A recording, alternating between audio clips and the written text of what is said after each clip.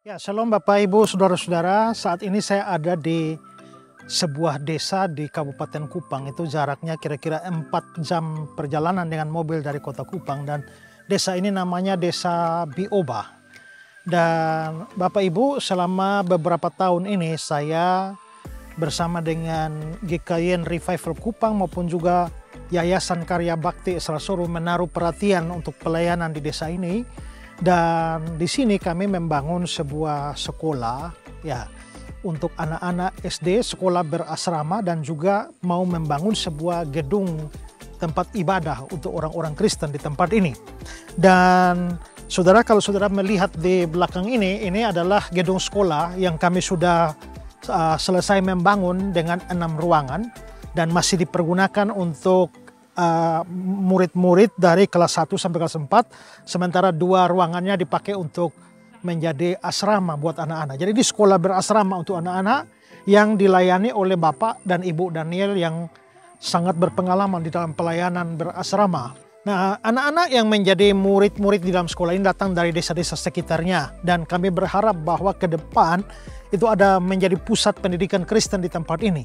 Sementara itu juga saudara, kami mau berencana membangun satu gedung kebaktian karena jemaat di sini belum mempunyai tempat kebaktian. Kalau saudara lihat, ini sudah ada tiang-tiang yang berdiri, dan kalau saudara lihat tenda biru di sana, itu kami masih beribadah atau masih berbakti setiap hari Minggu di bawah tenda ini, dan menjadi problem besar kalau hujan turun ya.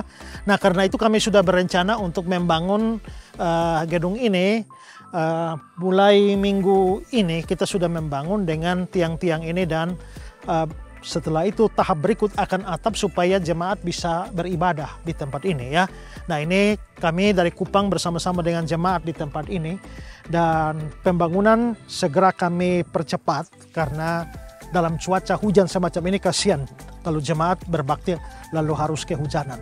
Nah, karena itulah saudara-saudara, saya Pendeta Esrasoro, saya meminta dukungan saudara-saudara semua, dukungan doa, dan kalau Tuhan menggerakkan saudara untuk ambil bagian di dalam pembangunan gedung kebaktian ini, saudara bisa menyalurkan dana bantuan saudara untuk pelayanan atau pembangunan gereja gedung kebaktian di Desa Bioba ini. Di layar saudara ini ada nomor rekening dari Yayasan Karya Bakti Esrasoro. Silakan saudara berdonasi di sana dan memberikan catatan untuk pembangunan gedung ibadah di Desa Bioba, Kabupaten Kupang ya. Nah, karena itu mari saya sekali lagi memberikan kesempatan buat kita ya. Mungkin kita punya banyak hal untuk kita dukung dalam pelayanan, tetapi kalau Tuhan memang menggerakkan saudara, mari ambil bagian bersama-sama dengan saya, GKIN Revival Kupang, dan Yayasan Karya Bakti Esrasoro. Biarlah jemaat Tuhan di sini boleh mendapatkan tempat yang baik untuk beribadah dan melayani. Tuhan memberkati saudara sekalian. Apakah mendonorkan darah bagi orang lain itu alkitabiah? Mohon penjelasannya. Ya, begini. Prinsip di dalam etika Kristen itu ada 3 hal. Pertama, yang Tuhan perintahkan, lakukan. Kalau tidak lakukan, dosa. Misalnya Tuhan bilang beritakan Injil. Kalau kamu tidak beritakan Injil, dosa. Tuhan bilang berbakti. Kalau tidak berbakti, dosa. Itu pertama. Kedua, kalau Tuhan melarang, jangan lakukan. Kalau lakukan, dosa. Tuhan bilang, jangan berdusta. Jangan. Kalau berdusta, dosa. Masalahnya adalah, bagaimana kalau kita berhadapan dengan sesuatu yang tidak diperintahkan, tidak dilarang? Bolehkah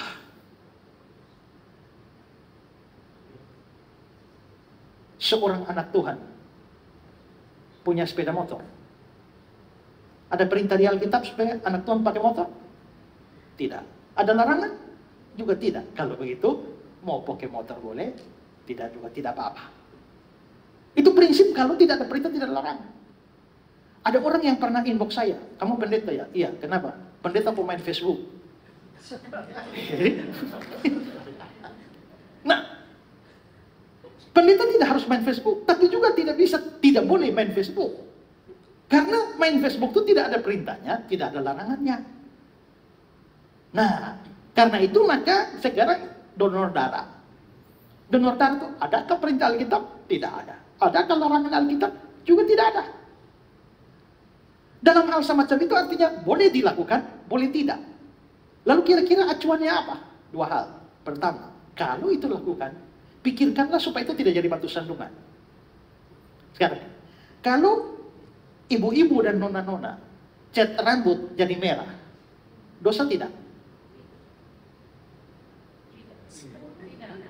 Ada perintah Alkitab? Ada larangan Alkitab? Kalau begitu dia mau cat merah, terserah dia lah. Kalau merah boleh. Sekarang, bolehkah saya cat rambut jadi biru? Biru langit? Boleh. Tapi saya waktu cat rambut jadi biru langit, nggak dosa. Tapi mungkin itu jadi batu sandungan. Karena begitu saya naik khotbah, apa yang saya omong orang tidak perhatikan lah gitu. Maka akhirnya saya jadi batu sandungan. Nah kalau jadi batu sandungan, ya sebaiknya jangan. Gini loh, kalau Tuhan perintahkan, lakukan saja. Jadi batu sandungan, tidak peduli. Mau jadi batu sandungan atau tidak, yang penting Tuhan lakukan. Tuhan perintahkan. Kalau Tuhan larang, saya tidak mau lakukan. Tidak jadi batu, mau jadi batu sandungan, tidak apa-apa. Saya kasih contoh. Ini menurut Alkitab, orang kalau sudah menikah tidak boleh cerai kan? Pak Ari sama ibu, tidak boleh cerai.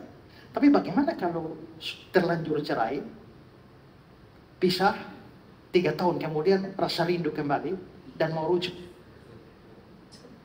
Boleh tidak? Pernah ada kasus begitu. Setelah mereka pisah, mereka datang ke pendeta Budia Salim dan minta untuk mau rujuk jadi dinikahkan kembali. Lalu Pak Budia Salim ditanya, selama sekian tahun berpisah, sudah pernah nikah dengan orang lain atau tidak? Sudah. Kalau begitu tidak boleh lagi, tidak boleh rujuk. Karena begini, kalau Pak dengan Ibu sudah pisah, tapi pisah hanya sendiri-sendiri. Belakangan 3 tahun kemudian mau rujuk, tapi Ibu belum pernah nikah, Pak belum pernah nikah, mau rujuk kembali boleh. Tapi kalau Ibu sudah terlanjur nikah dengan orang lain, atau Pak dengan orang lain salah satu saja, apalagi salah 2. Ya, lalu pasangan yang sudah mati begitu, mau rujuk tidak boleh. Itu ada ayatnya kan? Karena ada ayat semacam itu, maka Pak Budia Salim bilang, tidak bisa, saya tidak mau nikah. Maka marahlah pasangan itu pada Pak Budia Salim. Anda ini pendeta jadi batu sandungan. Loh, kalau itu kebenaran di dalam Alkitab, mau jadi batu sandungan, ya peduli amat. Tuhan Yesus sendiri jadi batu sandungan bagi para ahli Taurat. Tapi kalau itu tidak perintah dan tidak larang, maka prinsip tentang jadi batu sandungan ini, kalau saya lakukan dan jadi batu sandungan, padahal itu tidak wajib lakukan juga, ya sudah, kalau begitu, saya pilih jangan lakukan, supaya jangan jadi batu sandungan. Dan kedua, prinsip kedua, lakukan semua untuk kemuliaan Tuhan. Jika engkau makan, engkau minum, atau lakukan segala sesuatu yang lain, lakukanlah untuk kemuliaan Tuhan. Mau bikin, saudara, orang tua mau bikin acara ulang tahun Sweet 17 untuk anak saudara, mau bikin pesta, boleh atau tidak? Ada perintah? Tidak ada. Ada larangan? Tidak ada. Kalau begitu mau bikin pesta ulang tahun? Boleh. Tidak juga tidak apa-apa. Tapi kalau itu untuk kemuliaan Tuhan, boleh. Misalnya, undang anak-anak umur 17 tahun semua, kumpul 500 orang dia punya teman. Setelah itu bikin kebaktian dulu. Minta pendeta khotbah penginjilan untuk orang muda. Habis itu baru pesta. Ah, itu namanya melakukan untuk kemuliaan Tuhan. Nah, karena itulah maka di situ diberitahu tidak ada perintah donor darah, tidak ada larangan donor darah, tapi 2 pertimbangan. Apakah jadi batu sandungan atau tidak? Kalau tidak, lakukan. Kalau itu bisa bawa kemuliaan bagi nama Tuhan, kalau itu bisa menunjukkan bahwa betapa kasihnya orang Kristen sehingga rela memberikan darahnya untuk orang lain sehingga menyelamatkan hidup, tidak ada yang salah.